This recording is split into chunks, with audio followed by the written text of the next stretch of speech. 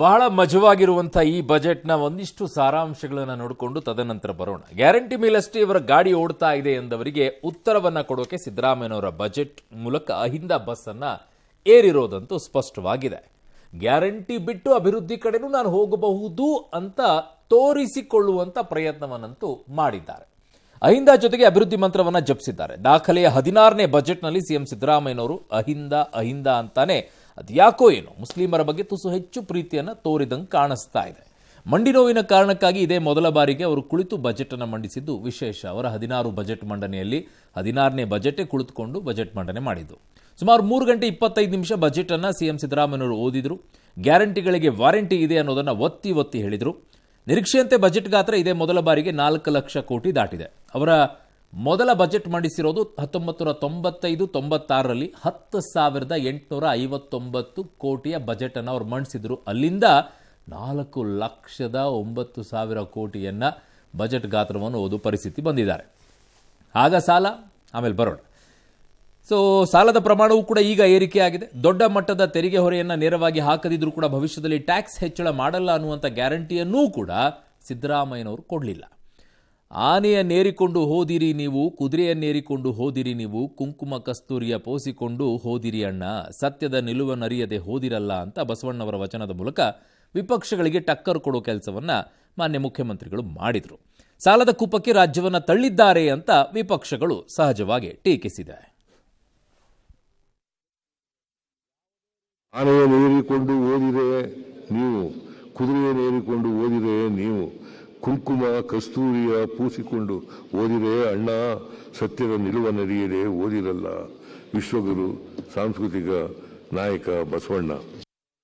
ಈ ಬಜೆಟ್ ಕರ್ನಾಟಕವನ್ನ ಸಾಲದ ಕೂಪಕ್ಕೆ ಇನ್ನಷ್ಟು ನೂಕಿದೆ. ಕರ್ನಾಟಕ ಆರ್ಥಿಕ ಒಂದು ಸಂಕಷ್ಟಕ್ಕೆ ಇನ್ನಷ್ಟು ದೊಡ್ಡ ಪ್ರಮಾಣದಲ್ಲಿ ಕೊಡುಗೆ ಈ ಬಜೆಟ್ ಕೊಟ್ಟಿದೆ. ಬಜೆಟ್ನಲ್ಲೂ ದಾಖಲೆ, ಸಾಲ ಮಾಡೋದ್ರಲ್ಲೂ ದಾಖಲೆ. ಅತಿ ಹೆಚ್ಚು ಸಾಲ ಮಾಡಿದ ಕುಖ್ಯಾತಿಯೂ ಅವ್ರದ್ದೇ. ಬಜೆಟ್ ಗಾತ್ರ ಜಾಸ್ತಿ ಆಗ್ತಾ ಹೋಗಿದೆ. ಬಿಜೆಪಿಯವರು ಆರ್ಥಿಕವಾಗಿ ದಿವಾಳಿ ಆಗ್ಬಿಡ್ತದೆ. ದಿವಾಳಿ ಆಗಿದೆಯಾ?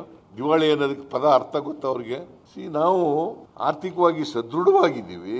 ಈ ವರ್ಷ ಸಾಲ ಮಾಡಿರೋದು 1,16,000 ಕೋಟಿ ಸಾಲ ಮಾಡಿದ್ದೀವಿ. ನಮಗೆ ಸಾಲ ಮಾಡಲಿಕ್ಕೆ ಅವಕಾಶ ಎಷ್ಟಿದೆ? 25% ಒಳಗಡೆ ಇರಬೇಕು.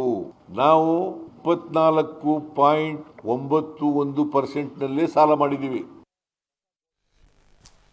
24.99 ಮಾಡಿ ಸರ್, 25ಕ್ಕೆ ಹೋಗಲ್ವಲ್ಲ, ಯಾರು ಬೇಡ ಅಂದಿದ್ರು ಮಾಡಿ. ಡೀಟೇಲ್ ಆಗಿ ನೋಡೋಣ. ಮೊದಲು ಮಲ್ಟಿಪ್ಲೆಕ್ಸ್ ಸೇರಿ ಎಲ್ಲಾ ಥಿಯೇಟರ್ಗಳಲ್ಲಿ ಟಿಕೆಟ್ ದರದ ಮಿತಿಯನ್ನ 200 ರೂಪಾಯಿಗೆ ಮಾಡಿಟ್ಟಿದ್ದಾರೆ. ಮಲ್ಟಿಪ್ಲೆಕ್ಸು ಓಕೆ, ಬಟ್ ಈಗ ನಾರ್ಮಲ್ ಆಗಿ ಸಿಂಗಲ್ ಸ್ಕ್ರೀನ್ಗಳಲ್ಲಿ ಅಲ್ಲಿ 200 ರೂಪಾಯಿ, 100-120 ರೂಪಾಯಿ ಅಲ್ವಾ ನಾರ್ಮಲ್ ಆಗಿ, 100-120 ರೂಪಾಯಿ. ಅಲ್ಲೂ ಕೂಡ 200 ಇಟ್ಬಿಟ್ರೆ ಮಲ್ಟಿಪ್ಲೆಕ್ಸೇ ಬೆಟರ್ ಅಂತೇಳಿ ಜನ ಹೋಗ್ಬಿಟ್ರೆ ಆ ಚಿತ್ರಮಂದಿರಗಳ ಕತೆ ಏನು? ಅವ್ರನ್ನ ತುಳಿದ ಹಾಗಲ್ವಾ ಅಲ್ವಾ? ಈಗ ಅವ್ರು ಉಳಿಸ್ಕೋಬೇಕಂದ್ರೆ ಈಗ ಅವ್ರ ಏನ್ ರೇಟ್ ಇತ್ತು ಅದೇ ಮುಂದುವರ್ಸ್ಕೊಂಡು ಹೋಗ್ಬೇಕು. ಇವ್ರು ಹೇಳಿದ್ರು ಅಂತ ಅವ್ರೇನ್ ಜಾಸ್ತಿ ಮಾಡೋದು. ಇದು ಎಲ್ಲಾ ಕಡೆನೂ ಹಂಗೆ ಮಾಡಿಟ್ಬಿಟ್ರೆ ಹೆಂಗೆ? ಅದು ಯಾರು ಅವ್ರಿಗೆ ಐಡಿಯಾ ಕೊಟ್ಟಿದಾರೋ ಗೊತ್ತಿಲ್ಲ. ಎಲ್ಲಾ ಚಿತ್ರಮಂದಿರಗಂತ ಹಾಕ್ಬಿಟ್ಟಿದ್ದಾರೆ. ಹಾಗಾಗಿ ಸ್ವಲ್ಪ ಕಷ್ಟ ಆಗ್ಬೋದು. ಆಮೇಲೆ ಕನ್ನಡಕ್ಕೆ ಮಾತ್ರ ಆಗುತ್ತೆ, ಕಾರಣ ನಮ್ಮ ಭಾಷೆಯ ಚಿತ್ರಗಳಿಗೆ ಸಬ್ಸಿಡಿ ಸಿಗ್ತಾ ಇರೋದ್ರಿಂದ ಅಲ್ಲಿಗೆ ಮಾತ್ರ ಇದು ಸಿಗ್ಬೋದು. ಬೇರೆ ಭಾಷೆಗಳು ಹೆಂಗೆ ಒಪ್ಕೊಳ್ತಾರೆ? ಒಪ್ಕೊಳ್ಳಿಕ್ಕಿಲ್ಲ. ಕನ್ನಡ ಸಿನಿಮಾಗಳ ಪ್ರೋತ್ಸಾಹಕ್ಕೆ ಪ್ರತ್ಯೇಕ OTT ವೇದಿಕೆಯನ್ನು ಕಲ್ಪಿಸಿಕೊಡ್ತಾ ಇದ್ದಾರೆ. ಹರಾಜು ಮೂಲಕ ಖಾಲಿ ಮತ್ತು ಲಭ್ಯ ಮದ್ಯದ ಅಂಗಡಿ ಹರಾಜನ್ನು ಮಾಡ್ಕೊಳ್ಳೋದು, ಅದೇ ರೆವಿನ್ಯೂವನ್ನು ಹುಡುಕೊಳ್ಳುವಂಥ ಪ್ರಯತ್ನ. ಸ್ವಾಮಿ ಕಾರ್ಯ ಸ್ವಕಾರ್ಯ ಎರಡೂ ಆಗಬೇಕಲ್ಲ. ಹಾಗಾಗಿ ಈ ವಿಚಾರದಲ್ಲಿ ಎರಡೂ ಆಗುತ್ತೆ.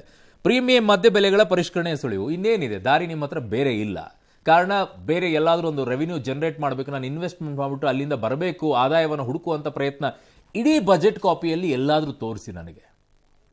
ಇಂಥ ಹೂಡಿಕೆಯನ್ನ ಮಾಡಿದ್ದೀನಿ ನಾನು, ಇದರಿಂದ ನನಗೆ ಹೊಸದಾಗಿ ಆದಾಯ ಬರೋದನ್ನು ನಾನು ಮಾಡ್ಕೊಂಡಿದ್ದೀನಿ ಅಂತ ಒಂದಾದರೂ ತೋರಿಸಿ. ಇಷ್ಟೆಲ್ಲ ಕೊಚ್ಕೊಳ್ತಿರಲ್ಲ ಬಜೆಟನ್ನು, ಒಂದಾದರೂ ತೋರಿಸಿ ಹೊಸ ಆದಾಯ ಮೂಲ ಏನು ಅಂತ ಹೇಳಿ. ಇದೇ ತೆರಿಗೆ ಹಾಕ್ತಾ ಇರು, ಎತ್ಕೊಳ್ತಾ ಇರು ದುಡ್ಡನ್ನು. ಬರೋಣ ಆಮೇಲೆ. ಇನ್ನು ವೃತ್ತಿ ತೆರಿಗೆ 200-300 ರೂಪಾಯಿಗೆ ಹೆಚ್ಚಳ. ವನ್ಯಜೀವಿಗಳಿಂದ ಸಾವಾದರೆ ದಯಾತ್ಮಕ ಧನ 20 ಲಕ್ಷಕ್ಕೆ ಹೆಚ್ಚಳವನ್ನು ಮಾಡಿದ್ದಾರೆ. ಮಹಿಳಾ ಸ್ವಸಹಾಯ ಸಂಘಗಳಿಗೆ ಇಂದಿರಾ ಕ್ಯಾಂಟೀನ್ ಹೊಣೆ. ಇದಂತೂ ಬಹಳ ಇಂಟ್ರೆಸ್ಟಿಂಗ್ ಆಗಿದೆ. ಇಂದಿರಾ ಕ್ಯಾಂಟೀನ್ದು ಅದೇನೋ ಹೇಳಿದ್ರಪ್ಪ, ಇಂದಿರಾ ಕ್ಯಾಂಟೀನನ್ನು ನಾವು ಇನ್ನೊಂದಿಷ್ಟು ಅದೇನೋ ಮಾಡ್ತೀವಿ, ಇನ್ನೊಂದು 50 ಇಂದಿರಾ ಕ್ಯಾಂಟೀನ್ಗಳನ್ನು ಮಾಡ್ತೀವಿ ಅಂತೇಳಿ. ಎಲ್ಲಿ ಇಲ್ವೇ ಇಲ್ಲ. ನಿಭಾಯಿಸಿದ್ರೆ ಸಾಕಾಗೋಗಿದೆ, ಇರೋದನ್ನು ಬ್ಯಾಗ್ಲ್ ಹಾಕ್ಬಿಟ್ರ ಅಂತ. ಓಕೆ, ಏನೋ ಮಹಿಳಾ ಸ್ವಸಹಾಯ ಸಂಘಗಳಿಗೆ ಕೊಡ್ತಾರಂತ ಹೊಣೆನ. ಒಳ್ಳೇದು. ಹೆಣ್ಮಕ್ಳಿಗೆ ಕೊಟ್ರೆ ಮನೆಯಲ್ಲೇನೆ ಅನ್ನ ಹಾಕ್ತಾರೆ ಅಂದಮೇಲೆ ಹೆಣ್ಮಕ್ಳು ಇಲ್ಲಿ ಹಾಕದೇ ಇರ್ತಾರ? ಹೌದು, ಇನ್ನು ಸ್ವಲ್ಪ ಕ್ವಾಲಿಟಿ ಕ್ವಾಲಿಟಿ ಕೊಡ್ರಪ್ಪ ಹೆಣ್ಮಕ್ಳು, ಮತ್ತೆ ಹೆಸರು ಕೆಡಿಸ್ಕೊಬಿಡಿ ಆಮೇಲೆ ನೀವು ಅಲ್ವಾ.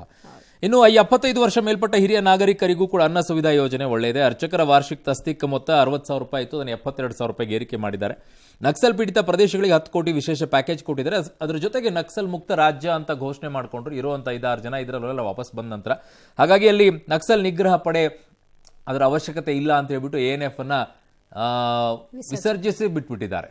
ಸೊ ಸಮಸ್ಯೆನೇ ಇಲ್ಲ, ಮುಗಿದೋಯ್ತು. ಅಲ್ಲಿರುವಂಥ ಅಪಾಯಿಂಟ್ಮೆಂಟ್ ಆದವರು ಅಲ್ಲಿದ್ದಂಥ ವಿಂಗ್ಗಳಲ್ಲಿ ISD ಅಂತಿದೆ ಇಂಟೆಲಿಜೆನ್ಸ್ ಅಲ್ಲಿ, ಅಲ್ಲಿರುವಂಥವ್ರದ್ದು ಒಂದು ANF ಅಂತ ಒಂದು ಟೀಮ್ ಮಾಡ್ಕೊಂಡಿದ್ರು, ಅಲ್ಲಿ ಕಳಿಸ್ತಾ ಇದ್ರು. ಪಾಪ ಅವರೆಲ್ಲ ಗಸ್ತು ತಿರ್ಕೊಂಡು ಬರಬೇಕಾಗಿತ್ತು. ಈಗೇನಿಲ್ಲ, ವಾಪಸ್ ಮುಗೀತು ಅವ್ರ ಕೆಲಸ. ಇನ್ನು ಈ ಕಡೆಗೆ 1 ರಿಂದ 10ನೇ ತರಗತಿ ಮಕ್ಕಳಿಗೆ ವಾರದ 6 ದಿನ ಮೊಟ್ಟೆ ಮತ್ತು ಬಾಳೆಹಣ್ಣು ಕೊಡ್ತಾರೆ. ಚೆನ್ನಾಗಿರೋದು ಕೊಡಿ, ಮತ್ತೆ ಕೊಳ್ತಿರೋದು ಸುದ್ದಿ ಮಾಡೋದು ಬೇಡ. ನಾವು ಕೊಳ್ತಿರೋದು ಕೊಟ್ಟರು, ಹಾಳಾಗಿರೋದು ಮೊಟ್ಟೆ ಕೊಟ್ಟರು ಅಂತ ಹೇಳಿ ಕೊಡ್ತಿಲ್ಲ ಅಂತ ಕೆಲವು ಕಡೆ. ಇನ್ನು 5,000 ಸರ್ಕಾರಿ ಶಾಲೆಗಳಲ್ಲಿ LKG UKG, 1850 ಕಿಲೋಮೀಟರ್ ಹೆದ್ದಾರಿ, 2270 ಕಿಲೋಮೀಟರ್ ಜಿಲ್ಲಾ ರಸ್ತೆ ಅಭಿವೃದ್ಧಿ. ಇಲ್ಲೇ ಇದೆ, ಮುಂದೆ ಬರ್ತೀನಿ ವಿಚಾರದಲ್ಲಿ. ಇಷ್ಟೆಲ್ಲ ಘೋಷಣೆ ಮಾಡ್ತಾ ಇದ್ದೀರಲ್ಲ, ಈ ಘೋಷಣೆಗೆ ದುಡ್ಡೆಲ್ಲಿದೆ? ಮೂಲವಾಗಿರೋದು ವಿತ್ ನೀವೇ ಕೊಟ್ಟಿರುವಂಥ ಡಾಟಾ ಮೂಲಕವಾಗಿ ಹೇಳ್ತೀನಿ, ಎಲ್ಲಿದೆ ನಿಮ್ಮ ಹತ್ರ ದುಡ್ಡು? ಇಷ್ಟೆಲ್ಲ ಘೋಷಣೆ ಮಾಡ್ಕೊಂಡು ಹೋಗ್ತಾ ಇದ್ದೀರಲ್ಲ. ಗ್ರಾಮೀಣ ರಸ್ತೆ ಸಂಪರ್ಕ ಜಾಲ ಅಭಿವೃದ್ಧಿಗೆ 5,200 ಕೋಟಿ, ಜಲ್ ಜೀವನ್ ಮಿಷನ್ಗೆ 6,050 ಕೋಟಿ, ಅದು ಕೇಂದ್ರ ಮತ್ತು ರಾಜ್ಯದ ಮಿಕ್ಸ್ ಆಗುತ್ತೆ. ಮಹಾನಗರ ಪಾಲಿಕೆಗಳಲ್ಲಿ ಮೂಲಸೌಕರ್ಯ ಅಭಿವೃದ್ಧಿಗೆ 2,000 ಕೋಟಿ, ಕಲ್ಯಾಣ ಕರ್ನಾಟಕದ ಅಭಿವೃದ್ಧಿಗೆ 5,000 ಕೋಟಿ, ಬಯಲು ಸೀಮೆ ಮಲೆನಾಡು ಕರಾವಳಿ ಪ್ರದೇಶ ಅಭಿವೃದ್ಧಿ ಮಂಡಳಿಗೆ 83 ಕೋಟಿ. ಕಲ್ಯಾಣ ಕರ್ನಾಟಕ ಭಾಗದಲ್ಲಿ ಖಾಲಿ ಇರುವ 5,267 ಶಿಕ್ಷಕರ ಹುದ್ದೆಗಳನ್ನು ಭರ್ತಿ ಮಾಡ್ಕೊಳ್ತಾರಂತೆ. ಒಳ್ಳೆಯದು, ಮಾಡ್ಕೊಳ್ಳಿ ಆದಷ್ಟು ಬೇಗ. ಪಾಪ ತುಂಬ ಜನ ಕಾಯ್ತಾ ಇದ್ದಾರೆ. ಹಿಂದುಳಿದ ವರ್ಗಗಳ ಕಲ್ಯಾಣ ಇಲಾಖೆ ವ್ಯಾಪ್ತಿಯ ನಿಗಮಗಳಿಗೆ 422 ಕೋಟಿ. ಒಲಿಂಪಿಕ್ಸ್ ಗುರಿಯಂತೆ 60 ಪ್ರತಿಭೆಗಳಿಗೆ ವಾರ್ಷಿಕ 10 ಲಕ್ಷ ರೂಪಾಯಿ ಪ್ರೋತ್ಸಾಹನ ಕೊಡ್ತಾರೆ. ಪ್ರತಿಯೊಬ್ಬರಿಗೆ ಅನ್ಸುತ್ತೆ ಅಲ್ವಾ? ಪ್ರತಿಯೊಬ್ಬರಿಗೂ ಕೊಡ್ತಾರೆ. ಒತ್ತುವರಿಯಾದ 328 ದೇಗುಲಗಳ ಆಸ್ತಿ ಸಂರಕ್ಷಣೆಗೆ ಕ್ರಮ. ಮಧುಗಿರಿಯ 45, ಕೊರಟಗೆರೆ 62 ಕೆರೆ ತುಂಬಿಸುವ ಯೋಜನೆಗೆ 553 ಕೋಟಿ. ಇವೆರಡೇ ಯಾಕೆ? ರಾಜಣ್ಣ ಅವರು ಅವಾಗ ಹೋಗಿ ಜಾಸ್ತಿ ಸ್ವಲ್ಪ ಮಾತಾಡ್ತಾರೆ, ಪರಮೇಶ್ವರ್ ಅವರು ಅವಾಗ ಹೋಗಿ ಜಾಸ್ತಿ ಸ್ವಲ್ಪ ಸಿದ್ದರಾಮಯ್ಯ ಜೊತೆ ನಿಂತ್ಕೊಳ್ತಾರಲ್ಲ. ಇಲ್ಲ, ಅದು ಇನ್ನೊಂದು ಕಡೆಗೆ ಅದು ಬರಡಿರುವಂತಹ ಜಾಗ, ಅಲ್ಲಿ ನೀರು ಹೆಚ್ಚಿರೋದಿಲ್ಲ. ಸೊ ಈಗ ಅದು ತುಂಬಿಸುವಂಥ ಕೆಲಸ ಮಾಡ್ತಾರಂತ. ಇರಲಿ, ಏನು ಸ್ವಲ್ಪ ವಿಶೇಷವಾಗಿರುವಂಥ ಅನುದಾನ ಸಿಕ್ಕಿದೆ. ಅಲ್ಲೂ ಕೂಡ ಆಯ್ತಲ್ಲ, ಸ್ವಾಮಿ ಕಾರ್ಯನೂ ಆಯಿತು, ಸ್ವಕಾರ್ಯನೂ ಆಯಿತು. Very good. ಪತ್ರಕರ್ತರ ಮಾಸಾಶನ 12,000 ರೂಪಾಯಿ ಇತ್ತು, ಅದನ್ನು 15,000 ರೂಪಾಯಿಗೆ ಹೆಚ್ಚಳವನ್ನು ಮಾಡಿದ್ದಾರೆ. ಸಂಜೀವಿನಿ ವಿಮೆ ಕೂಡ ಮಾಡಿದ್ದಾರೆ. ಈಗ ಸಾಲ ಮಾಡಿದ್ರು ಕೂಡ ಆರ್ಥಿಕ ಸದೃಢವಾಗಿದ್ದೀವಿ ಅಂತ ಸಿದ್ದರಾಮಯ್ಯನವರು ಬೆಂತಟ್ಕೊಳ್ತಾ ಇದ್ದಾರೆ. ಹೆಂಗೆ ಸದೃಢವಾಗಿದ್ದಾರೆ ಅನ್ನೋದನ್ನ ಹೇಳಬೇಕಲ್ಲ. ಎಲ್ಲಿದ್ದಾರೆ ಅಂತ ನನಗೆ ಈಗವರೆಗೂ ಅರ್ಥ ಆಗ್ತಿಲ್ಲ. ನಮ್ಮ ಲಕ್ಕಿಯೆಸ್ಟ್ ಸ್ಟೇಟ್ ನಾವು ಯಾಕೆ ಅಂತಂದ್ರೆ, ಇಷ್ಟೆಲ್ಲ ಘೋಷಣೆ ಮಾಡಿದ ನಂತರ ನಮ್ಮಲ್ಲಿ ರೆವಿನ್ಯೂ ಜನರೇಟ್ ಆಗುತ್ತೆ, ಅದೇ ಉಳಿಸ್ತಾ ಇರೋದು, ಅದೇ ನಮ್ಮನ್ನ ಬದುಕಿಸ್ತಾ ಇರೋದು. ಅದು ಇಲ್ಲದೆ ಇದ್ದಿದ್ರೆ ಮಕಾಡೆ ಮಲ್ಕೊಂಡು ಹೋಗಿರೋದು ಇಷ್ಟೊತ್ತಿಗೆ. ಆ ಧೈರ್ಯದ ಮೇಲೆ ಇವರೆಲ್ಲ ಘೋಷಣೆ ಮಾಡ್ಕೊಂಡು ಹೋಗ್ತಾರೆ. ಆ ಧೈರ್ಯದ ಮೇಲೆ ಇಷ್ಟೆಲ್ಲ ಸಾಲ ಮಾಡ್ಕೊಂಡು ಹೋಗ್ತಾ ಇದ್ದಾರೆ. ಹೇಗೋ ಅಲ್ಲಿಂದ ಜನರೇಟ್ ಆಗುತ್ತೆ. ಆಯ್ತು, ಈಗ ಬಜೆಟ್ 4,09,000 ಕೋಟಿಯನ್ನ ಬಜೆಟ್ ಮಾಡಿದಾರಲ್ವಾ ಈಗ. ಫೈನ್, ಇದರಲ್ಲಿ ನಿಮಗೆ ರಾಜ್ಯಸ್ವ ಅಂತ ಬರುತ್ತೆ. ಅಂದ್ರೆ ಈಗ ಅಲ್ಲಿ ಬರುವಂಥದ್ದು ಒಂದಿಷ್ಟು ಒಳ್ಳೆಯ ಕೆಲಸಗಳಿಗೆ ಈ ಗ್ಯಾರಂಟಿ ಘೋಷಣೆ ಮಾಡಿದ್ರು, ಅದಕ್ಕೆ, ಸಂಬಳಕ್ಕೆ, ಅಭಿವೃದ್ಧಿಗೆ, ಜೊತೆಗೆ ಸಾಲ, ಇವೆಲ್ಲ ಮುಖ್ಯವಾಗಿ ಬರೋದೇ ಬಳಕೆ ಮಾಡ್ಕೊಳ್ಳೋಕಂತ ಇರುವಂಥದ್ದೇ ಮೊತ್ತ. ಅದು ಆ ಮೊತ್ತ ಅದು ಎಷ್ಟಿದೆ ಇವ್ರ ಹತ್ರ? 2,92,000 ಕೋಟಿ ಇದೆ. ಎಷ್ಟು? 2,92,000 ಕೋಟಿ. ಇದರಲ್ಲೇನೆ ಇವರು 51,000 ಕೋಟಿಯನ್ನ ಗ್ಯಾರಂಟಿ ಕೊಡಬೇಕು. ಮೈನಸ್ ಮಾಡಿ 2,30,000 ಕೋಟಿಗೆ ಬಂತು. ಆಯ್ತಾ? 70 ರಿಂದ 80,000 ಕೋಟಿ ಇವ್ರು ಸಂಬಳಕ್ಕೆ ತೆಗೆದಿಡಬೇಕು. 80,000 ಕೋಟಿ ಮೈನಸ್ ಮಾಡಿ 1,50,000 ಕೋಟಿ ಬಂತು. 1.5 ಲಕ್ಷ ಕೋಟಿ. ಈ 1.5 ಲಕ್ಷ ಕೋಟದಲ್ಲಿ 97,000 ಕೋಟಿಯನ್ನ ಇವರು ಸಾಲ ತೀರಿಸಬೇಕು. ಬಡ್ಡಿ ಮತ್ತು ಅಸಲು ಎರಡು ಸೇರಿ 97,000 ಕೋಟಿಯನ್ನ. ಉಳಿಯೋದೆಷ್ಟು ಇವ್ರ ಹತ್ರ? 53,000 ಕೋಟಿ. ಈ 53,000 ಕೋಟಿಯಲ್ಲಿ ಇವರು ಎಲ್ಲಾ ಘೋಷಣೆಗಳನ್ನು ಮಾಡ್ಕೊಂಡು ಬಂದಿದ್ದಾರೆ. ಎಲ್ಲಿದೆ ದುಡ್ಡು? ಸಾಕಾಗತ್ತಾ ಅಷ್ಟರಲ್ಲಿ? ಸಾಕಾಗೋದಲ್ಲ. ಇದು ಒಂದು ರೀತಿಯಾಗಿ ದಿವ್ಯಾ, ನಾನು ಘೋಷಣೆ ಮಾಡಿದ್ದೀನಿ, ಘೋಷಣೆಗಳ ಬಜೆಟ್ ಇದು ಅನ್ನೋದರಲ್ಲಿ ಯಾವ ಅನುಮಾನನೂ ಇಲ್ಲ. ಪುಸ್ತಕಕ್ಕಷ್ಟೇ ಸೀಮಿತ ಅಷ್ಟೇ. ನಾನು ಘೋಷಣೆ ಮಾಡಿದ್ದೀನಿ, ಜಾರಿ ಆಗ್ಬೇಕು. ಜಾರಿಗೆ ತರಕ್ಕೆ ಇವ್ರ ಹತ್ರ ಕಾಸಿದ್ರೆ ತಾನೇ. ಇಷ್ಟೆಲ್ಲ ಸಾಲ ಮಾಡಿದ ನಂತರನು ಇಷ್ಟೆಲ್ಲ ಸಾಲ 7 ಲಕ್ಷ ಕೋಟಿ ಮೇಲೆ ಆಗೋಯ್ತು ನಮ್ದೀಗ ಸಾಲ. 7 ಲಕ್ಷದ ಮೇಲೆ ಆಗೋಯ್ತು ಸಾಲ. ಇಷ್ಟೆಲ್ಲ ಸಾಲ ಮಾಡಿದ ಮೇಲೂ ಹೌದಪ್ಪ ನಮ್ಮ ಹತ್ರ ಏನೋ ಒಂದು ರೆವಿನ್ಯೂ ಕ್ರಿಯೇಟ್ ಮಾಡುವಂಥದ್ದು ಹೊಸದಾಗಿ ಏನಾದರೂ ಮಾಡಿದೀವಿ, 2 ವರ್ಷದಿಂದ ಪಾಠ ಕಲ್ತಿದ್ದೀವಿ ಅಂತ ಹೇಳಿ ಮಾಡಿದ್ರ? ಅದನ್ನಾದರೂ ಇಲ್ಲ. ನಿಮ್ಮ ಹತ್ರ ಇರೋ 53,000 ಕೋಟಿ 53 ಅದರಲ್ಲಿ ಇನ್ನೂ ಉಳಿಸ್ಕೊಳ್ಳೋದಾದ್ರೆ ಹೆಂಗ್ ಉಳಿಸ್ಕೊಳ್ತಾರೆ ಹೇಳ 97,000 ಕೋಟಿಯಲ್ಲಿ ಸಾಲ ಮತ್ತು ಅಸಲು ಮತ್ತೆ ಬಡ್ಡಿ ಕಟ್ಟಬೇಕಲ್ಲ ಸಾಲ, ಅದರಲ್ಲಿ ಬಡ್ಡಿ ಮಾತ್ರ ಕಟ್ಕೊಂಡು ಹೋಗ್ತಾರೆ, ಅಸಲು ಕಟ್ಟಕ್ ಹೋಗಲ್ಲ ಇವರು. ಓಕೆ, ಅದನ್ನ ಹಾಗೆ ಉಳಿಸ್ಕೊಂಡು ಹೋಗ್ತಾರೆ. ಅದಕ್ಕೆ ನಮಗೆ ಸಾಲದ ಹೊರೆ ಒಂದಾದ್ಮೇಲೆ ಒಂದು ಹೋಗ್ತಾ ಇರುತ್ತೆ. ಅಸಲು ಕಟ್ಟಲ್ಲ ಇವರು, ಬಡ್ಡಿ ಕಟ್ಕೊಂಡು ಹೋಗ್ತಾ ಇರ್ತಾರೆ. ಈಗ ಕ್ರೆಡಿಟ್ ಕಾರ್ಡ್ಗಳಲ್ಲಿ ನಿಮಗೆ ಸಾಮಾನ್ಯವಾಗಿ ತಗೊಂಡಾಗ ಮಿನಿಮಮ್ ಕಟ್ಟಿ ಅಂತ ಹೇಳಿರ್ತಾರೆ, ಹಂಗೆ ಇವ್ರು ಮಿನಿಮಮ್ ಕಟ್ಬಿಡ್ಬೋದು. ಅಷ್ಟು ಕಟ್ಟೋ ಕೆಲಸ ಅವ್ರದ್ದು, ಅಷ್ಟು ಕಟ್ಬಿಟ್ರೆ ಮುಗಿದೋಯ್ತು ನನ್ನ ಕೆಲಸ ಅಂತ ಹೇಳಿ ಹಂಗೆ ಕಟ್ಕೊಂಡು ಹೋಗಿ ಮ್ಯಾನೇಜ್ ಮಾಡ್ಕೊಂಡು ಹೋಗ್ತಾ ಇದ್ದಾರೆ. ಇವತ್ತಲ್ಲ ನಾಳೆ ಒಂದು ಹೊಡೆದ್ರೆ ಸರಿಯಾಗಿ ಹೇಳಕ್ಕೂ ಆಗದೆ ಇರುವ ಮಟ್ಟಕ್ಕೆ ಹೋಗುತ್ತೆ. ಆಮೇಲೆ ಅಭಿವೃದ್ಧಿಗಳಿಗೆ ಇಷ್ಟೆಲ್ಲ ಘೋಷಣೆ ಮಾಡಿದ್ರು. ಅದೆಲ್ಲೋ BBMPಗೆ ಅಷ್ಟು ಕೊಟ್ವಿ, ಬೆಂಗಳೂರು ಅದಕ್ಕೆ ಮಾಡ್ತಾ ಇದ್ವಿ, ಆ ಕೆಲವು ಜಿಲ್ಲೆಗಳಲ್ಲಿ ಅದನ್ನ ಘೋಷಣೆ ಮಾಡ್ತಾ ಇದ್ವಿ, ಇದನ್ನ ಘೋಷಣೆ ಮಾಡ್ತಾ ಇದ್ವಿ ಅಂತ ಒಂದಾದ್ಮೇಲೆ ಪುಂಖಾನುಪುಂಖವಾಗಿ ಬಿಟ್ಟಿದ್ದಾರೆ. ಇದರಲ್ಲಿ ಆಸೆ ಎಲ್ಲಿದೆ ಅಂತ ಹೇಳಿ ಒಂದಾದ್ರೂ ಇದರಲ್ಲಿ ಬರೀ ಇವರೆಲ್ಲ ಘೋಷಣೆಗಳು ಹೇಳಿಕೆಗೆ, ಈ ಪುಸ್ತಕಕ್ಕೆ ಸೀಮಿತ, ಯಾವ ಅನುಮಾನನೂ ಇಲ್ಲ ಇದರಲ್ಲಿ. ಆದ್ರೆ ಯಾರಾದ್ರೂ ಒಬ್ರು ಬಂದು ಹೇಳಿ ನನಗೆ ಇಷ್ಟು ದುಡ್ಡಲ್ಲಿ ನಾನು ಎಲ್ಲಿ ಕೊಡ್ತಾ ಇದ್ದೀನಿ, ಏನ್ ಮಾಡ್ತಾ ಇದ್ದೀನಿ ಅಂತ ಹೇಳಿ ನೋಡೋಣ. ಆನ್ಸರ್ ಇಲ್ಲ, ಅದನ್ನೂ ಇಲ್ಲ. ಆಮೇಲೆ ಆ ಸಂಬಳದಲ್ಲೂ ಕೂಡ ಈಗ ಸಂಬಳಕ್ಕೆ ಇಟ್ಟಿದಾರಲ್ಲ, ಅದರಲ್ಲಿ 45% ಮಾತ್ರ ಕೊಟ್ಟಿದ್ದಾರೆ, ಇನ್ನು 55% ಕೊಡಕ್ ಆಗೇ ಇಲ್ಲ ಇವರಿಗೆ. ಅದನ್ನ ಹಾಗೆ ತಳ್ಕೊಂಡು ಹೋಗ್ತಾ ಇದ್ದಾರೆ. ಎಲ್ಲಿದೆ ನಿಮ್ಮ ಹತ್ರ ಅಡ್ಜಸ್ಟ್ಮೆಂಟ್ ಅನ್ನ ಮಾಡ್ಕೊಂಡು ಹೋಗ್ತಿದ್ದೀರಾ? ಘೋಷಣೆಯ ಬಜೆಟ್ ಇದು ಅಷ್ಟೇ, ಸುಮ್ಮನೆ ಬಿಲ್ಡಪ್ ಕೊಟ್ಕೊಂಡು ಹೋಗ್ತಾ ಇದ್ದೀರಾ. ಏನೋ ಮಾಡ್ಬಿಟ್ಟಿದೀವಿ ಅಂತ ಹೇಳ್ಬಿಟ್ಟು ಏನ್ ಮಾಡಿದೀರಾ ಅಂತ ಒಬ್ಬರಾದ್ರೂ ಎಕ್ಸ್ಪ್ಲೇನ್ ಮಾಡಿ ನೋಡೋಣ ಇದರಲ್ಲಿ. ಇನ್ನು ಸಿಎಂ ಸಿದ್ದರಾಮಯ್ಯ ಸರ್ಕಾರ ಬಜೆಟ್ನಲ್ಲಿ ಅಹಿಂದ ವರ್ಗಕ್ಕೆ ಸಿಹಿಯನ್ನ ಕೊಟ್ಟಿದೆ. ಅದರಲ್ಲೂ ಅಲ್ಪಸಂಖ್ಯಾತರಿಗೆ ಹೆಚ್ಚು ಆದ್ಯತೆಯನ್ನ ನೀಡದಂತೆ ಕಾಣಿಸ್ತಾ ಇದೆ. ಸರ್ಕಾರಿ ಕಾಮಗಾರಿಗಳ ಗುತ್ತಿಗೆಯಲ್ಲಿ ಅಲ್ಪಸಂಖ್ಯಾತರಿಗೆ ಮೀಸಲಾತಿ ಕಲ್ಪಿಸಿದೆ. ಇದನ್ನ ಸಹಜವಾಗಿಯೇ ಬಿಜೆಪಿಗೆ ಆಹಾರವಾಗಿದೆ. ಇದು ಸಾವಿರ ಬಜೆಟ್, ಹಲಾಲ್ ಕಟ್ ಬಜೆಟ್ ಅಂತೆಲ್ಲ ಬಿಜೆಪಿ ನಿಂದಿಸಿದೆ. ಇದಕ್ಕೆ ಕಾಂಗ್ರೆಸ್ ಟಕ್ಕರ್ ಕೊಟ್ಟಿದೆ.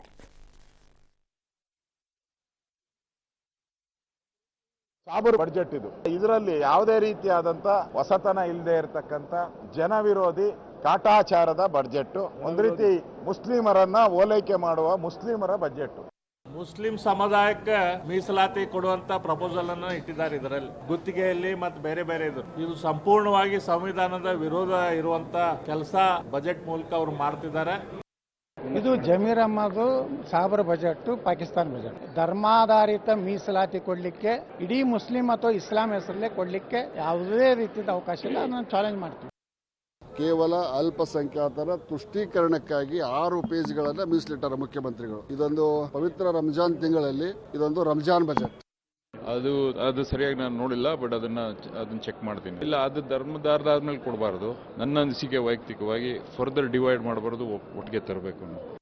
ಮೈನಾರಿಟೀಸ್ ನಲ್ಲಿ ಬರೀ ಮುಸ್ಲಿಮಾನ್ರೇ ಬರಲ್ಲ, ಬೌದ್ಧರು ಬರ್ತಾರೆ, ಜೈನರು ಬರ್ತಾರೆ, ಸಿಖ್ರು ಬರ್ತಾರೆ, ಕ್ರಿಶ್ಚಿಯನ್ರು ಬರ್ತಾರೆ, ಎಲ್ಲ ಬರ್ತಾರೆ.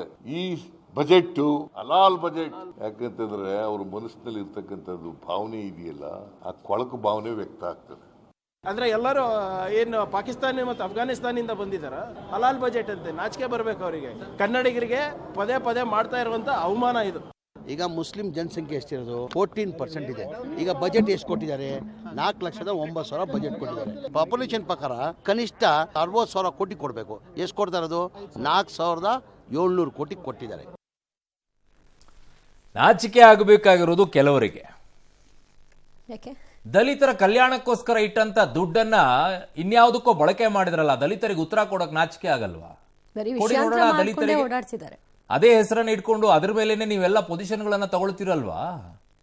ನೋಡಿ, ಅದನ್ನ ಹೇಳಿ ನೋಡೋಣ. ಅದ್ರ ಒಂದು ಮಾತು ಬರೋದಿಲ್ಲ ಬಾಯಲ್ಲಿ. ಇನ್ನು ಅಲ್ಪಸಂಖ್ಯಾತರಿಗೆ ಬಂಪರ್ ಏನು? ಅಲ್ಪಸಂಖ್ಯಾತ ಗುತ್ತಿಗೆದಾರರಿಗೆ ಮೀಸಲಾತಿ. ಇದೂ ಕೂಡ ಬೋಗಸ್. ನಂಬಕ್ ಹೋಗ್ಬೇಡಿ ಮುಸ್ಲಿಮರು, ಅಲ್ಪಸಂಖ್ಯಾತರು. ಯಾಕೆ ಅಂತ ಹೇಳ್ತೀನಿ. 2 ಕೋಟಿವರೆಗಿನ ಕಾಮಗಾರಿಗಳಲ್ಲಿ ಮೀಸಲಾತಿ. ಸರಳ ವಿವಾಹ ಮಾಡಿಕೊಳ್ಳುವ ಪ್ರತಿ ಜೋಡಿಗೆ 50,000 ಅಂತೆ. ಸರಳ ವಿವಾಹ ಅಂದ್ರೆ ಏನು? ಅದಕ್ಕೆ ಮಾನದಂಡ ಏನು? ಒಂದು 50 ತೊಲಿ ಬಂಗಾರ ಹಾಕೊಂಡ್ಬಿಟ್ಟು ನಾನು ಸಿಂಪಲ್ ಆಗಿ ಒಂದು ಮದುವೆ ಮಾಡಿ ಒಂದು 20-30 ಕ್ವಿಂಟಲ್ ಮಟನ್ ಮಾಡ್ಕೊಂಡ್ಬಿಟ್ಟು ತಿಂದ್ಬಿಟ್ರೆ ಸರಳ ವಿವಾಹನ? ಅದಕ್ಕೆ 50,000 ಕೊಡ್ತೀರಾ? ಸರಳ ವಿವಾಹ ಅಂದ್ರೆ ಏನು? ವ್ಯಾಖ್ಯಾನ ಏನು? ಅಲ್ಪಸಂಖ್ಯಾತ ಕಾಲೋನಿಗಳ ಅಭಿವೃದ್ಧಿಗೆ 4,000 ಕೋಟಿ. ವಕ್ಫ್ ಆಸ್ತಿ ಸಂರಕ್ಷಣೆಗೆ 150 ಕೋಟಿ. ಅಯ್ಯೋ, ಅವರೇ ಇನ್ನೊಬ್ರದ್ದು ಕಿತ್ಕೊಳ್ತಾ ಇರಬೇಕಾದ್ರೆ ಅದನ್ನು ಕಾಪಾಡೋಕ್ಕೋಸ್ಕರ ಇನ್ನು ದುಡ್ಡ. ಚೆನ್ನಾಗಿದೆ. ಬೆಂಗಳೂರಿನ ಹಜ್ ಭವನದಲ್ಲಿ ಹೆಚ್ಚುವರಿ ಕಟ್ಟಡ ಕಟ್ಟಿ ಮದ್ರಸಾದಲ್ಲಿ ಔಪಚಾರಿಕ ಶಿಕ್ಷಣ, ಕಂಪ್ಯೂಟರ್ ಮತ್ತು ಸ್ಮಾರ್ಟ್ ಬೋರ್ಡ್ ಅಂತೆ. ಅವರೆಲ್ಲ ಬಿಡಿ, ಫಸ್ಟ್ ಮದ್ರಸಾದಲ್ಲಿರುವಂಥ ವಿದ್ಯಾರ್ಥಿಗಳ ಹಿತದೃಷ್ಟಿಯಿಂದಾಗಿ ಮಾನ್ಯ ಶಿಕ್ಷಣ ಇಲಾಖೆ, ಸರ್ಕಾರ, ಮಾನ್ಯ ಮಂತ್ರಿಗಳೇ, ಮುಖ್ಯಮಂತ್ರಿಗಳೇ ಅಲ್ಲಿ ಏನು ಕಲಿಸ್ತಾ ಇದ್ದಾರೆ ಅನ್ನುವಂಥದ್ದು ಫಸ್ಟು ಅರಿವಲ್ಲಿ ಇಟ್ಕೊಂಡ್ಬಿಟ್ಟು ಆಮೇಲೆ ಮುಂದಿನ ಯೋಚನೆ ಮಾಡಿ.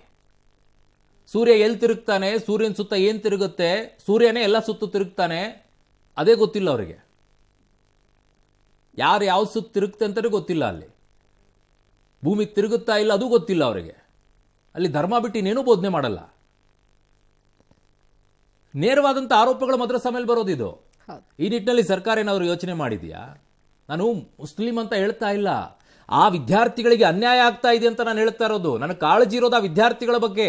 ಉದ್ದೇಶ ಸಾಕಾರ ಆಗ್ತಾ ಇಲ್ಲ. ಆಮೇಲೆ ಆ ವಿದ್ಯಾರ್ಥಿಗಳನ್ನು ನೀವು ಯಾವ ಸ್ಟ್ಯಾಂಡರ್ಡ್ಗೆ ಹೋಗ್ತೀರಿ? ಕಾಂಪಿಟೇಟಿವ್ ವರ್ಲ್ಡ್ ಅಲ್ಲಿ ಇರುವಂತ ಸಂದರ್ಭದಲ್ಲಿ ನೀವು ಅದನ್ನೊಂದೇ ಕಲಿಸ್ಕೊಂಡು ಕೂತ್ಕೊಂಡ್ರೆ ಪರಿಸ್ಥಿತಿ ಏನು ಅಂತ ಹೇಳಿ. ಅದ್ರ ಬಗ್ಗೆ ಯಾರಾದರೂ ಯೋಚನೆ ಮಾಡಿದ್ದೀರಾ? ಅವ್ರು ನಿಜವಾಗಿಯೂ ಕೂಡ ಅಲ್ಪಸಂಖ್ಯಾತರ ಬಗ್ಗೆ ಕಾಳಜಿ ಇದೆ ಅನ್ನೋದಾಗಿದೆ. ಅದರ ಬಗ್ಗೆ ಯೋಚನೆ ಮಾಡಬೇಕಾಗಿದ್ದು. ರಾಷ್ಟ್ರೀಯ ವಿದೇಶಿ ವಿದ್ಯಾರ್ಥಿ ವೇತನ 30 ಲಕ್ಷಕ್ಕೆ ಹೆಚ್ಚಳ ಮಾಡಿದ್ದಾರೆ. ವೃತ್ತಿಪರ ಕೋರ್ಸ್ಗಳ ವಿದ್ಯಾರ್ಥಿಗಳಿಗೆ 50% ಶುಲ್ಕ ಸಬ್ಸಿಡಿಯನ್ನ ಕೊಟ್ಟಿದ್ದಾರೆ. ಮಾನ್ಯ ಮುಖ್ಯಮಂತ್ರಿಗಳು ಹೇಳ್ತಾ ಇದ್ರು, ದಿವ್ಯಾ, ಅಲ್ಪಸಂಖ್ಯಾತರು ಅಂದ್ರೆ ಬರೀ ಮುಸ್ಲಿಮರ, ಬೌದ್ಧರು, ಜೈನರು, ಸಿಖ್ರು, ಕ್ರಿಶ್ಚಿಯನ್ಸು ಎಲ್ಲರೂ ಇದ್ದಾರೆ. ಎಷ್ಟು ಪರ್ಸೆಂಟ್ ಇದೆ ಸರ್? ಇಲ್ಲಿ ಇದ್ರಲ್ಲೇ ತೋರಿಸ್ತಾ ಇದಾರಲ್ಲ, ಬರೀ ಮುಸ್ಲಿಮ್ಸ್ರ ಹೌದಾ ಅಲ್ವಾ ಅನ್ನೋದನ್ನ. ಎಷ್ಟು ಪರ್ಸೆಂಟ್ ಸರ್ ಬೆನಿಫಿಟ್? ಇಲ್ಲ, ಇನ್ನುಳಿದಿದ್ದು ಹೇಳಿದ್ದಾರೆ, ಇದರಲ್ಲಿ ಇದಾವೆ. ಅಲ್ಲಿ ಬೌದ್ಧ ಧರ್ಮದಲ್ಲಿರುವಂತವರಿಗೆ, ಜೈನರಿಗೆ ಲಾಭ ಎಲ್ಲಿ ಹೋಗುತ್ತೆ? ಆಮೇಲೆ ಬೆನಿಫಿಟ್ ಯಾರಿಗೆ ಹೋಗ್ತಾ ಇದೆ ಸರ್ ಜಾಸ್ತಿ? ಯಾರಿಗೆ ಹೋಗ್ತಾ ಇದೆ? ಅಲ್ಪಸಂಖ್ಯಾತರು ಅಂತ ಹೇಳಿಬಿಟ್ಟು ನೀವು ಯಾರಿಗೆ ಬೆನಿಫಿಟ್ ಕೊಡಬೇಕಾಗಿದೆ ಅವ್ರಿಗೆ ಕೊಡ್ತಾ ಇದ್ದೀರಾ. ಹೋಗ್ತಾನೆ ಇಲ್ಲ ನಿಜವಾಗಿಯೂ. ಅದು ಪ್ರಾಬ್ಲಮ್ ಆಗ್ತಿರೋದು. ಯಾಕೆ ನಿಮ್ಮನ್ನ ಆ ರೀತಿಯಾಗಿ ಟೀಕೆ ಮಾಡ್ತಾರೆ, ಯಾಕೆ ನಿಮ್ಮನ್ನ ಆ ರೀತಿಯಾಗಿ ಗುರುತಿಸ್ತಾರೆ ಅಂತಂದ್ರೆ ಇದೇ ಕಾರಣಕ್ಕೋಸ್ಕರ. ಪರ್ಟಿಕ್ಯುಲರ್ ಆಗಿ ಹೇಳಿ ಹಾಗಿದ್ದಾಗ ಅಲ್ಪಸಂಖ್ಯಾತರಲ್ಲಿ ಇಂಥವರಿಗೆ ಇದೇ ರೀತಿಯಾಗಿ ಕೊಡ್ತಾ ಇದ್ದೀವಿ ಅಂತೇಳಿ ನೋಡೋಣ. ಇಷ್ಟೆಲ್ಲ ಹೇಳಿದ್ರಲ್ಲ, ಕಳೆದ ಬಾರಿ ನೀವು ಮಾಡಿರುವಂಥ ಬಜೆಟ್ನಲ್ಲಿ ನಾವು ಎಷ್ಟನ್ನ ಪೂರ್ಣ ಮಾಡಿದ್ದೀವಿ, ಎಷ್ಟನ್ನ ಇಟ್ಕೊಂಡಿದ್ದೀವಿ ಅಂತೇಳಿ ಕೊಡಬೇಕಾಗಿತ್ತಲ್ಲ ಈ ಬಾರಿ. ಅದನ್ನು ಒಂದಿಷ್ಟು ಅದನ್ನ ಹೇಳ್ಬಿಟ್ಟು ಮುಂದೆ ಹೋಗ್ಬೇಕಾಗಿತ್ತು, ಹೇಳಲಿಲ್ಲ. ಇರಲಿ. ಬಟ್ ಇವರೆಲ್ಲ ಮಾತನಾಡ್ತಾ ಇರೋದು ಮುಸ್ಲಿಮರಿಗೆ ಕಾಮಗಾರಿ ವಿಚಾರಕ್ಕೋಸ್ಕರ ಕೊಟ್ಟಿದ್ದಾರೆ ಅಂತ ಹೇಳಿ. ಅಲ್ಲ, ಈಗ ಅವರಿಗೆ ಋಣಭಾರ ಇದೆಯಲ್ಲ, ಅದು ಎಲ್ಲ ಸಾಧ್ಯ ಅಲ್ಲೆಲ್ಲ ತೀರಿಸಲೇಬೇಕಲ್ಲ. ಸುಳ್ಳು, ಬೋಗಸ್. ಹೇಗೆ ಬೋಗಸ್ ದಿವ್ಯಾ? ಇಡೀ ಬುಕ್ ಅನ್ನ, ಈ ಬಜೆಟ್ ಬುಕ್ ಅನ್ನ ನೋಡಿದ್ರೆ ನಿಮಗೆ ಎಷ್ಟು ಪರ್ಸೆಂಟ್ ಮುಸ್ಲಿಮರಿಗೆ ಕಾಮಗಾರಿಯಲ್ಲಿ ಮೀಸಲು ಅಂತ ಹೇಳ್ಬಿಡ್ಲಿ ನೋಡೋಣ. ಅದನ್ನ ಹೇಳಿಲ್ಲ. ಎಲ್ಲಿ ಘೋಷಣೆ ಮಾಡಿದ್ದಾರೆ? 2 ಕೋಟಿವರೆಗೂ ಅಂತ ಹೇಳಿ. ಆ ಘೋಷಣೆ ಮಾಡ್ಲಾರ್ದೆ ನೀವು ಹೆಂಗೆ ಕೊಡ್ತೀರಾ? ಯಾಮಾರಿಸ್ತಾ ಇರೋದಿದು. 4% ಅಂತ ಅದಿತ್ತು, ಬರ್ದಿಟ್ಕೊಳ್ಳಿ. ಯಾಮಾರಿಸೋದಿದು. ಯಾಮಾರಿಸೋದು ಬಿಟ್ಟು ಇನ್ನೇನು ಇಲ್ಲ ಇದರಲ್ಲಿ. ಇಲ್ಲಾಂದ್ರೆ ಹೇಳ್ಬೇಕಾಗಿತ್ತು ಪರ್ಟಿಕ್ಯುಲರ್ ಆಗಿ ಇಷ್ಟೇ ಪರ್ಸೆಂಟ್ ಅಲ್ಲಿ ನಾವು ಮುಸ್ಲಿಮರಿಗೆ ಕೊಡ್ತಾ ಇದೀವಿ, ಇಲ್ಲ ಅಲ್ಪಸಂಖ್ಯಾತರಿಗೆ ಕೊಡ್ತಾ ಇದೀವಿ ಅಂತ ಹೇಳಿ. ಎಲ್ಲೂ ಮೆನ್ಷನ್ ಇಲ್ಲ. ಸುಳ್ಳು. ಈಗಲ್ಲೇ ಬಂದ್ಬಿಟ್ಟಿತ್ತಲ್ವಾ ಎಲ್ಲ. ಪಾಪ ರಿಜ್ವಾನ್ ಅರ್ಷದವರು, ಆಮೇಲೆ ಕಡೆ ಜಮೀರ್ ಅವರೆಲ್ಲ ಹೋಗ್ಬಿಟ್ಟು ಹಂಗಾಯ್ತು ಹಿಂಗಾಯ್ತು ಅಂತೆಲ್ಲ ಹೋಗಿ ಕೇಳಿದ್ರಲ್ಲ, ಮಾಡಿಬಿಟ್ಟಿದ್ದಾರೆ. ಮುಂದೆ ನೋಡೋಣ ಅಂತ ಹೇಳ್ಬಿಟ್ಟು ಘೋಷಣೆ, ಪರ್ಸೆಂಟೇಜ್ ಘೋಷಣೆ ಮಾಡಿದ್ದಿದ್ರೆ ಹೇಳಬಹುದಿತ್ತು. ನಂಬಬೇಡಿ, ಮೋಸ ಮಾಡ್ತಾ ಇದ್ದಾರೆ, ಯಾಮರ್ಸ್ತಾ ಇರೋದಿದು. ಡೆಫಿನೆಟ್ಲಿ ಇಲ್ಲ. ಇಲ್ಲಾಂದ್ರೆ ಯಾವ ಆಧಾರದ ಮೇಲೆ ನೀವು ಗುತ್ತಿಗೆಯನ್ನು 2 ಕೋಟಿಯನ್ನು ಕೊಡ್ತೀರಿ? ಎಷ್ಟು ಕೊಡ್ತೀರಾ ಹೇಳಿ? ಎಷ್ಟು ಪರ್ಸೆಂಟೇಜ್ ಲೆಕ್ಕನೇ ಇರಲಾರ್ದು ಹೆಂಗೆ ಕೊಡ್ತೀರಾ?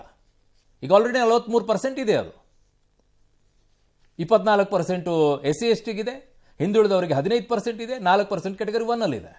ಹೆಂಗೆ ಕೊಡ್ತೀರಾ ನೀವು? 43% ಆಗಿದೆ ಈಗ. ಅದು ಯಾವ ಆಧಾರದ ಮೇಲೆ ಕೊಡ್ತೀರಾ? 52% ಜನರಲ್ಲಿಗೆ ಬರಬೇಕು. ಇನ್ನುಳಿಯೋದೆಷ್ಟು? ಲಿಂಗಾಯತರು, ಒಕ್ಕಲಿಗರು ಎಲ್ಲಿ ಹೋಗ್ತಾರೆ ನೋಡಿ? ನಾಳೆಗೆ ಬರ್ತಾರೆ ಲಿಂಗಾಯತ ಒಕ್ಕಲಿಗರೆಲ್ಲ ಕೇಳ್ಕೊಂಡು. ಈಗಾಗಲೇ ಶುರು ಆಗಿದೆ, ಬರ್ತಾರೆ, ಕಾಯ್ತಾ ಇರಿ, ಇನ್ನೂ ಇದೆ. ಇನ್ನು ಪಂಚ ಗ್ಯಾರಂಟಿಗಳು ಸೇರಿ ಕಲ್ಯಾಣ ಕಾರ್ಯಕ್ರಮಗಳು ಉಚಿತ ಕೊಡುಗೆಗಳಲ್ಲ, ಇವು ಆರ್ಥಿಕ ಸಾಮಾಜಿಕ ತತ್ವದಡಿ ಮಾಡಿರುವಂತಹ ಹೂಡಿಕೆ ಅಂತ ಬಜೆಟ್ನಲ್ಲಿ ಸಿಎಂ ಹೇಳಿದರು. ಈ ಮೂಲಕ ಗ್ಯಾರಂಟಿಗಳನ್ನು ಸಮರ್ಥಿಸಿದ್ದಾರೆ. ಪಂಚ ಗ್ಯಾರಂಟಿಗಳಿಗಾಗಿ 51,034 ಕೋಟಿ ಅನುದಾನ ಮೀಸಲಿಟ್ಟಿದ್ದಾರೆ. ಇದು ಕಳೆದ ಬಾರಿಗಿಂತ 975 ಕೋಟಿ ಕಡಿಮೆ ಅನ್ನೋದು ಗಮನಾರ್ಹ. ಗೃಹಲಕ್ಷ್ಮಿ ಹಣವನ್ನು ಹೂಡಿಕೆ ಮಾಡಲು ಮಹಿಳೆಯರಿಗೆ ಉತ್ತೇಜನ ನೀಡುವ ಸಲುವಾಗಿ ಸಿಎಂ ವಿಶೇಷ ಯೋಜನೆಯನ್ನು ಪ್ರಕಟಿಸಿದ್ದಾರೆ. ಗೃಹಲಕ್ಷ್ಮಿ ದುಡ್ಡನ್ನು ಸ್ವಸಹಾಯ ಗುಂಪುಗಳ ಮೂಲಕ ಹೂಡಿಕೆ ಮಾಡಲು ಅಕ್ಕ ಸಹಕಾರಿ ಸಂಘ ಸ್ಥಾಪನೆಯ ಘೋಷಣೆ ಮಾಡಿದ್ದಾರೆ. ಉಳಿತಾಯ, ಉದ್ಯಮಶೀಲತೆ ಮತ್ತು ತ್ವರಿತ ಸಾಲ ಸೌಲಭ್ಯಕ್ಕಾಗಿ ಈ ಯೋಜನೆ ಅಂತ ಸಿಎಂ ಹೇಳಿದ್ದಾರೆ. ಈ ಮೂಲಕ ಪರೋಕ್ಷವಾಗಿ ಮೈಕ್ರೋ ಫೈನಾನ್ಸ್ ವ್ಯವಸ್ಥೆಗೆ ಸರ್ಕಾರ ಗುದ್ದು ಕೊಟ್ಟಿದೆ. ಸೊ ಹಾಗಿದ್ದಾಗ ಏನಿದೆ ಲೆಕ್ಕಾಚಾರ ನೋಡೋಣ. ಗಾತ್ರ ಇರುವಂಥದ್ದು ಬಜೆಟ್ ಅದು 4,09,549 ಕೋಟಿ ಬಜೆಟ್.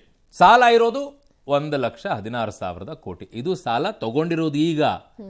ಒಟ್ಟಾರೆ ಇಡೀ ರಾಜ್ಯದ ಸಾಲ ಅಲ್ಲ, ಇಡೀ ರಾಜ್ಯದ ಸಾಲ 7 ಲಕ್ಷ ಕೋಟಿ ಮೇಲಾಗೋಗಿದೆ. ಇಷ್ಟು 7 ಲಕ್ಷ ಕೋಟಿ ಮೇಲೆ. ಸೊ ಇದು ಈ ವರ್ಷಕ್ಕೆ ತಗೊಂಡಿರೋದು. ಇದು ಇಲ್ಲಿಗೆ ನಿಲ್ಲಲ್ಲ, ಬರೆದಿಟ್ಕೊಳ್ಳಿ. ನೆಕ್ಸ್ಟ್ ಇಯರ್ ಅಷ್ಟೊತ್ತಿಗೆ ಇದು ಇನ್ನೊಂದು 6-7 ತಿಂಗಳು 8 ತಿಂಗಳಾದ ಮೇಲೆ 1,45,000-50,000 ಕೋಟಿವರೆಗೂ ಹೋಗದೆ ಇದ್ರೆ ಬರೆದಿಟ್ಕೊಳ್ಳಿ. ಯಾಕೆ ಅಂತ ಹೇಳ್ತೀನಿ. ಈಗ ಆಲ್ರೆಡಿ ಜನವರಿ ಮತ್ತು ಫೆಬ್ರವರಿ ತಿಂಗಳು ನಿಮ್ಮ ಹತ್ರ ಇರಲಿಲ್ಲ, ಅದನ್ನು ಮೆನ್ಷನ್ ಮಾಡಿಲ್ಲ. ಆ 40,000 ಕೋಟಿ ಸಾಲ ತಗೊಂಡ್ರಲ್ಲ, ಎಕ್ಸ್ಟ್ರಾ 30,000-40,000 ಕೋಟಿ, ಅದು ಯಾಕೆ ಮೆನ್ಷನ್ ಮಾಡಿಲ್ಲ?